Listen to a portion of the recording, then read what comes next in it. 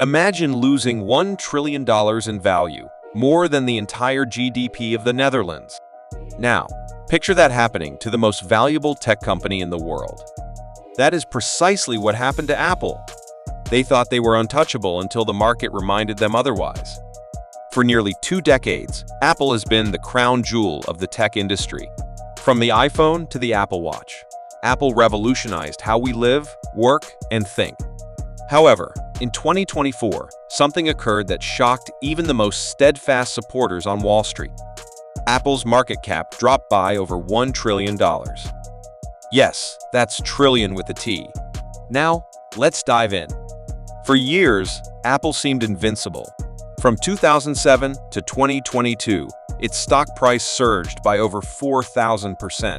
The iPhone became the most profitable product in history, making Apple the first United States company to reach a $3 trillion valuation. Wall Street loved them, and consumers worshipped them. Apple capitalized on its strong brand power, selling not just products, but also a lifestyle, loyalty, and luxury. However, this is where the trouble began. Such growth creates a sense of comfort, and in business, comfort can be dangerous. The perfect storm that hit Apple. So, what happened in 2024? It wasn't a single event. It was a perfect storm that Apple failed to anticipate. China cracked down. China is Apple's third largest market and a critical part of its supply chain. However, when the Chinese government banned its employees from using iPhones and promoted local alternatives, such as Huawei, Apple's sales in the region took a nosedive. In just one quarter, iPhone sales in China dropped nearly 20%. That's not just a dip, that's a gut punch. Regulatory pressure grew worldwide. Both the European Union and the United States Department of Justice came calling. Apple faced accusations of anti-competitive practices, particularly concerning its App Store, message restrictions, and tight control over third-party apps. The Digital Markets Act in Europe forced Apple to allow sideloading and alternative app stores. This series of events serves as a stark reminder of the fragility of even the most powerful companies. This situation resulted in less control for Apple and potentially reduced revenue. One of the most significant challenges to Apple's dominance came from an unexpected source: Epic Games, the makers of Fortnite.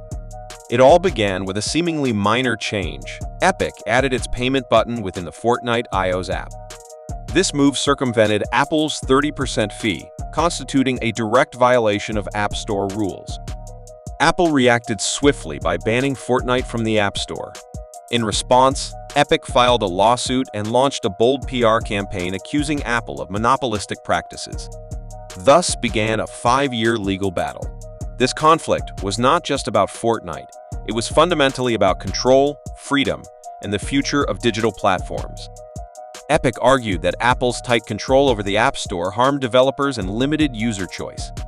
Meanwhile, Apple defended its model as necessary for ensuring safety, security, and a smooth user experience. As the lawsuit progressed, pressure mounted, and regulators around the world began questioning why Apple should wield control over how apps generate revenue on its platform. Although Apple won some aspects of the case, it was compelled to make concessions. They now permit certain apps to link to external payment methods. While this change is minor, it represents a crack in Apple's previously impenetrable wall of control. For the company, it signaled that they were no longer in complete control. What began with a single payment button ultimately reshaped the rules of the digital economy. Let's be honest, when was the last time an iPhone update truly excited you?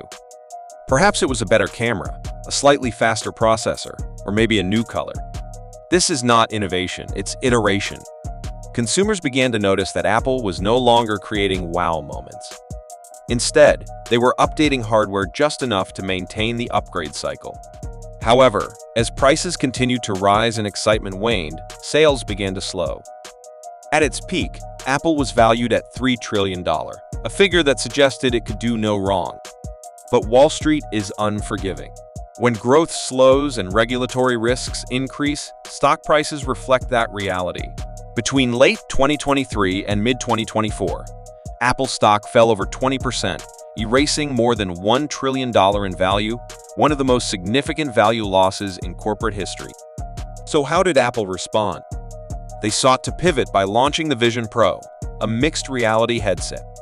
It was a bold move, but early reviews were mixed, and option was sluggish. The $3,500 price tag didn't help either. Apple also began investing more heavily in artificial intelligence. However, while companies like Nvidia, Microsoft, and Google surged ahead, Apple appeared to be treading carefully, perhaps too cautiously.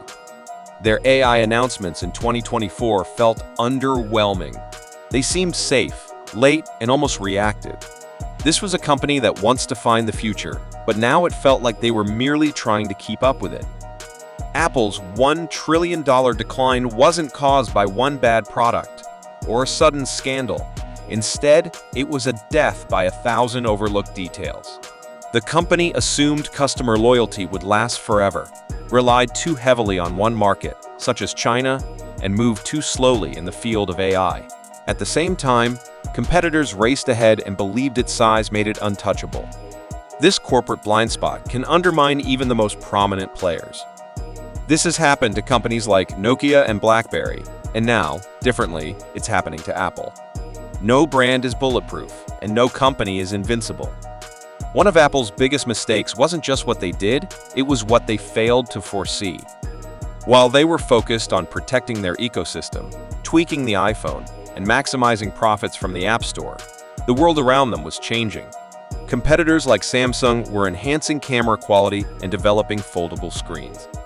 Google was quietly integrating more intelligent AI into Android, and startups were creating tools that allowed consumers to become less dependent on Apple's hardware. The critical point is that Apple wasn't just losing to other companies. They were losing to changing consumer behavior. People no longer felt the need to buy a new phone every year. YouTubers began replacing their laptops with iPads and cloud-based software, while students and creators opted for cheaper, high-performance devices that weren't tied to a single brand. This phenomenon is what we call invisible competition, when you're not only competing with other companies, but also with shifts in how people live, work, and spend their time. This type of competition is hazardous because it often doesn't become apparent until it starts eroding your market share. Apple didn't just miss a product trend, they overlooked a cultural shift, resulting in a significant loss. This highlights a key lesson for anyone in business or investing. Continuous innovation is essential for sustaining success. Brand loyalty can't shield you from the actual needs of your customers. People may love your brand, but they'll switch to competitors if they find better value. Stay vigilant and avoid complacency, even in the face of success. Diversifying products and markets is crucial. Apple's heavy investment in China has presented challenges.